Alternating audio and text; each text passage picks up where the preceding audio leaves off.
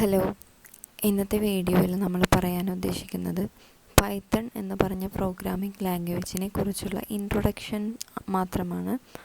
Okay, നമുക്കപ്പോൾ നേരിട്ട് വീഡിയോയിൽ തുടങ്ങാം. Python is a programming language was developed by Guido van Rossum in February 1991. അത് പൈത്തൺ എന്ന് പറഞ്ഞ പ്രോഗ്രാമിംഗ് ലാംഗ്വേജ് ഇൻട്രൊഡ്യൂസ് ചെയ്തിട്ടുള്ളത് ഗൈഡോ വാൻ റോസം എന്ന് പറഞ്ഞ ഒരു ഡെവലപ്പറാണ്. 1991 ഫെബ്രുവരിയിലാണ് അത് ഡെവലപ്പ് ചെയ്തത്. രണ്ട് ലാംഗ്വേജിനെ ഇൻഫ്ലുവൻസ് കൊണ്ടാണ് നമ്മൾ ഈ പൈത്തൺ ലാംഗ്വേജ് ഡെവലപ്പ് ചെയ്തിട്ടുള്ളത്. രണ്ട് ലാംഗ്വേജിൻ്റെ ഇൻഫ്ലുവൻസ് കൊണ്ടാണ്. ആ ലാംഗ്വേജസാണ് ABC ലാംഗ്വേജും മോഡുല 3 എന്ന് പറഞ്ഞിട്ടുള്ള ലാംഗ്വേജും. ഓക്കെ, ദെൻ പൈത്തണിനെ കുറിച്ചുള്ള കുറച്ച് അഡ്വാൻറ്റേജസ് ആണ് പറയുന്നത്. ഈസി ടു ലേൺ, പഠിച്ചെടുക്കാൻ വളരെ എളുപ്പമായിട്ടുള്ള ലാംഗ്വേജാണ്. പവർഫുൾ ലാംഗ്വേജാണ്. പിന്നെ ഒബ്ജക്റ്റ് ഓറിയൻറ്റഡ് ലാംഗ്വേജാണ്. ഓക്കെ, ഒബ്ജക്റ്റ് ഓറിയൻറ്റഡ് ലാംഗ്വേജ് നമുക്ക് ജാവ അതൊക്കെ ഒബ്ജക്റ്റ് ഓറിയൻറ്റഡ് ലാംഗ്വേജസ് ആണ്. ഓക്കെ, ദെൻ അതൊരു ഹൈ ലെവൽ പ്രോഗ്രാമിംഗ് ലാംഗ്വേജാണ്. ലോ ലെവൽ പ്രോഗ്രാമിംഗ് ലാംഗ്വേജും ഹൈ ലെവൽ പ്രോഗ്രാമിംഗ് ലാംഗ്വേജിനെ കുറിച്ച് അറിയാമല്ലോ. ഇതിൽ ഹൈ ലെവൽ പ്രോഗ്രാമിംഗ് ലാംഗ്വേജാണ് Python.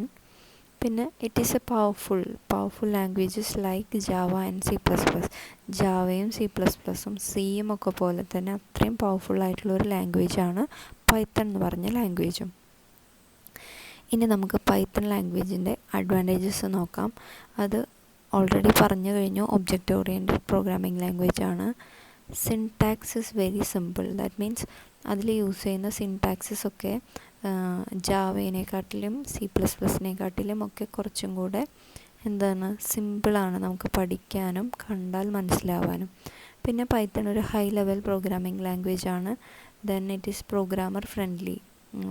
What ever it is, നമ്മൾ പ്രോഗ്രാമർ ആണെങ്കിൽ നമുക്കത് പഠിക്കാനും പൈത്തൺ ഷെല്ലായിട്ട് ഇൻട്രാക്ട് ചെയ്യാനും കുറച്ചും കൂടെ ഫ്രണ്ട്ലിയാണ്. Then next one is expressive language. That means നമ്മളൊരു പ്രോഗ്രാമർ അല്ലെങ്കിലും ഒരു കോഡിങ് ചെയ്യുന്ന ആളല്ലെങ്കിൽ കൂടിയും പൈത്തൺ പ്രോഗ്രാമിൻ്റെ കോഡ് കണ്ടു കഴിഞ്ഞാൽ നമുക്ക് ഏകദേശം മനസ്സിലാക്കാൻ സാധിക്കും ഇതെന്തിനു വേണ്ടിയിട്ടുള്ള കോഡാണെന്ന്. അത്രയും എക്സ്പ്രസീവ് ആയിട്ടുള്ളൊരു ലാംഗ്വേജാണ് Python. Then interpreted languages. That means in every programming language we need some language processors അല്ലേ. ഹൈ ലെവൽ ലാംഗ്വേജിൽ നിന്ന് ലോ ലെവൽ ലാംഗ്വേജിലേക്ക് കൺവേർട്ട് ചെയ്യാനും ലോ ലെവൽ ലാംഗ്വേജിൽ നിന്ന് ഹൈ ലെവൽ ലാംഗ്വേജിലേക്ക് കൺവേർട്ട് ചെയ്യാനും കമ്പ്യൂട്ടറിന് ഒരു ലാംഗ്വേജ് പ്രോസസ്സറിൻ്റെ ആവശ്യമുണ്ട്. അപ്പോൾ പൈത്തൺ യൂസ് ചെയ്യുമ്പോൾ ഇൻ്റർപ്രറ്ററാണ് അവർ പ്രോസസ്സിങ്ങിന് വേണ്ടിയിട്ട് യൂസ് ചെയ്യുന്നത്. Okay, compiler, interpreter, assembler, 3 language പ്രോസസ്സേഴ്സാണ് നമുക്കുള്ളത്. അതിൽ ഇൻ്റർപ്രറ്ററാണ് എന്ത് ചെയ്യുന്നത്, ലൈൻ ബൈ ലൈനായിട്ട് നമ്മളുടെ കോഡിനെ എക്സിക്യൂട്ട് ചെയ്യുന്നത്. Okay, then cross platform language എന്ന് പറഞ്ഞു കഴിഞ്ഞാൽ different platform like Windows, Linux അതിലൊക്കെ പൈത്തൺ വർക്ക് ചെയ്തോളും. ഓക്കെ, ഒരു പ്ലാറ്റ്ഫോമിൽ വർക്ക് ചെയ്യില്ല, മറ്റ് പ്ലാറ്റ്ഫോമിൽ വർക്ക് ചെയ്യും, അങ്ങനെയൊന്നുമില്ല പൈത്തൺ എല്ലാ പ്ലാറ്റ്ഫോമിലും ഈക്വലി അതേപോലെ തന്നെ വർക്ക് ചെയ്തുകൊണ്ടിരിക്കും. Then free and open source software. It is open source software എന്താണെന്ന് അറിയാമല്ലോ. നമുക്ക് ഫ്രീലി ഡൗൺലോഡ് ചെയ്തെടുക്കാം. നമുക്ക് ഡൗൺലോഡ് ചെയ്തെടുത്തതിന് ശേഷം നമുക്കതിനെ എഡിറ്റ് ചെയ്തിട്ട് നമ്മളെ വേർഷൻസാക്കി ക്രിയേറ്റ് ചെയ്ത് അപ്ലോഡ് ചെയ്യാം. ലൈക്ക് ലിനക്സിൻ്റെ വേർഷൻസാണ് ഉബുണ്ടു എന്നൊക്കെ പറഞ്ഞിട്ട്. അപ്പോൾ അതുപോലെ തന്നെ പൈത്തൺസിന് നമുക്ക് ഡിഫറെൻറ്റ് വേർഷൻസ് ക്രിയേറ്റ് ചെയ്യാൻ പറ്റും. ഫ്രീലി അവൈലബിൾ ആയിട്ടുള്ളൊരു സോഴ്സ് കോഡാണ് അതിനുള്ളത്. പിന്നെ ഇറ്റ്സ് കംപ്ലീറ്റ്നെസ് എന്ന് പറഞ്ഞാൽ നമുക്ക് വേറെ ലൈബ്രറി, ഇപ്പോൾ ഫോർ എക്സാമ്പിൾ ജാവയൊക്കെ ചെയ്യുകയാണെങ്കിൽ നമുക്ക് ഹൈ ലെവൽ കുറേ പ്രോഗ്രാമിംഗ് ചെയ്യുമ്പോൾ നമുക്ക് ലൈബ്രറീസൊക്കെ അഡീഷണലി ഇൻസ്റ്റാൾ ചെയ്യേണ്ടി വരും സിസ്റ്റത്തിലേക്ക്. പക്ഷേ പൈത്തണിൽ വൺസ് നമ്മൾ അതിൻ്റെ സോഫ്റ്റ്വെയർ ഇൻസ്റ്റാൾ ചെയ്ത് കഴിഞ്ഞാൽ നമുക്ക് അഡീഷണലായിട്ട് ഒന്നും ചെയ്യേണ്ട ആവശ്യമില്ല. Okay, then variety of usage. നമുക്ക് പൈത്തണിന് ഡിഫറെൻറ്റ് ഏരിയാസ് അല്ലെങ്കിൽ ഡിഫറെൻറ്റ് ടൈപ്സ് ഓഫ് പർപ്പസിന് വേണ്ടിയിട്ട് ഉപയോഗിക്കാം. സ്ക്രിപ്റ്റിങ്ങിൽ ഉപയോഗിക്കാം, വെബ് ആപ്ലിക്കേഷൻസിൽ ഉപയോഗിക്കാം, ഗെയിം ഡെവലപ്മെൻറ്റിന് വേണ്ടി ഉപയോഗിക്കാം, ദെൻ GUI പ്രോഗ്രാമിങ്ങിന് വേണ്ടി യൂസ് ചെയ്യാം, ഡാറ്റാബേസ് ആപ്ലിക്കേഷന് യൂസ് ചെയ്യാം, റാപ്പിഡ് പ്രോട്ടോടൈപ്പിംഗ്, ഈ ഏരിയയിലൊക്കെ പൈത്തണിന് നമുക്ക് യൂസ് ചെയ്യാൻ സാധിക്കും.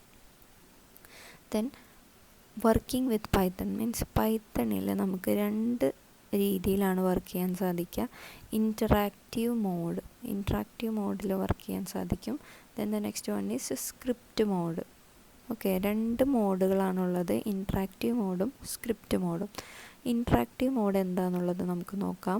Interactive mode is like an instant output. നമ്മൾ എന്ത് കോഡ് കൊടുക്കുന്നോ അപ്പം തന്നെ അതിനുള്ള ഔട്ട്പുട്ട് നമുക്ക് തിരിച്ചു കിട്ടും. For example, if you type 2 + 5 you will get 7. Okay, instant output it is. ഞാനതിൻ്റെ എക്സാമ്പിൾസ് നെക്സ്റ്റ് സ്ലൈഡിൽ കാണിക്കാം. അടുത്തതാണ് script mode. Script mode means we save all commands in a program file.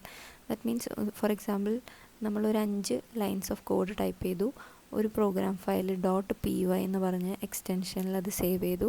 അതിനുശേഷം നമ്മളത് എടുത്തിട്ട് റൺ ചെയ്യുന്നു. പൈത്തൺ ഷെല്ലിൽ നമുക്കതിൻ്റെ ഔട്ട്പുട്ട് കിട്ടുന്നു.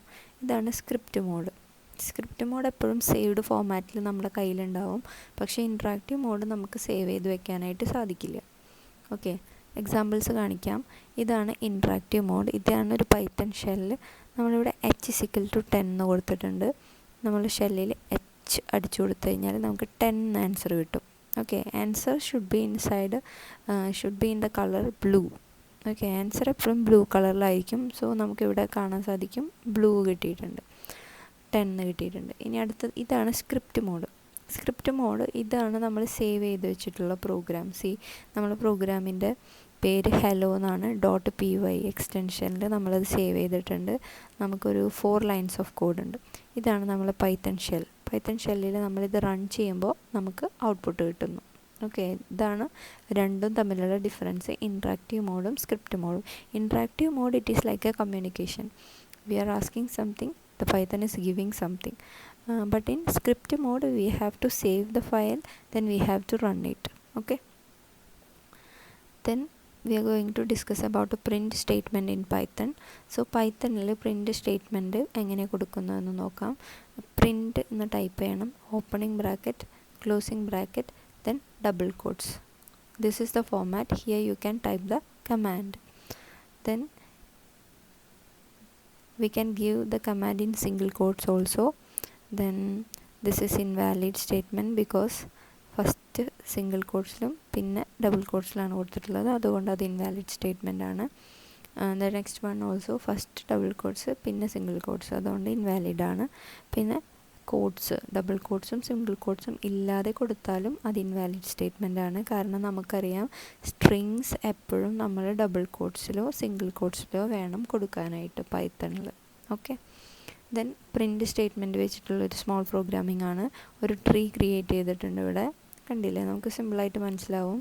ഡബിൾ കോഡ്സിൻ്റെ അകത്ത് നമ്മളൊരു സ്റ്റാർ കൊടുത്തു കഴിഞ്ഞാൽ അതേ ഫോർമാറ്റിൽ തന്നെ നമുക്ക് ഔട്ട്പുട്ടും ഇവിടെ ഷോ ആവും. Okay, this is again an example of interactive mode. Here you can see print welcome to Python programming എന്ന് കൊടുത്തു, നമുക്ക് ഔട്ട്പുട്ട് കിട്ടി welcome to Python programming. again ഒരു ഇൻപുട്ട് കൊടുത്തു print. input will be inside this triple arrow mark. Okay, നമ്മൾ കൊടുക്കുന്ന instructions ആണ് triple ആരോ മാർക്കിൽ, നമുക്ക് കിട്ടുന്ന ഔട്ട്പുട്ടാണ് ബ്ലൂ കളറിൽ. ഓക്കെ, അടുത്തൊരു ഇൻസ്ട്രക്ഷൻ കൊടുത്തു 10 + 50, അപ്പോൾ പ്രിൻ്റ് ചെയ്ത് വന്നു 60 എന്നുള്ളത്. ഇനി നമ്മൾ 3 ഇൻസ്ട്രക്ഷൻസ് കൊടുക്കുകയാണ്. എക്സിൻ്റെ വാല്യൂ 10 എന്നും വൈൻ്റെ വാല്യൂ 50 എന്നും. Print X multiplied by Y, അപ്പോൾ 10 × 50 you will get 500. So this is the interactive mode. Interactive മോഡിൽ നമ്മൾ ചെയ്യുന്നതൊന്നും നമുക്ക് എന്ത് ചെയ്യാൻ പറ്റില്ല, സേവ് ചെയ്ത് വെക്കാനായിട്ട് പറ്റില്ല. ഓക്കെ, ഇത്രയാണ് നമ്മൾ ഫസ്റ്റ് പ്രസൻറ്റേഷനിൽ ചെയ്യുന്നത്. ഇനി ഇതിന് നെക്സ്റ്റ് എക്സ്പ്ലനേഷൻ ഞാൻ പൈത്തൺ ഫണ്ടമെൻ്റൽസിനെ പറ്റിയാണ് ചെയ്യാൻ ഉദ്ദേശിക്കുന്നത്. അപ്പോൾ ഇതെല്ലാവർക്കും മനസ്സിലായെന്ന് വിചാരിക്കുന്നു. Thank you.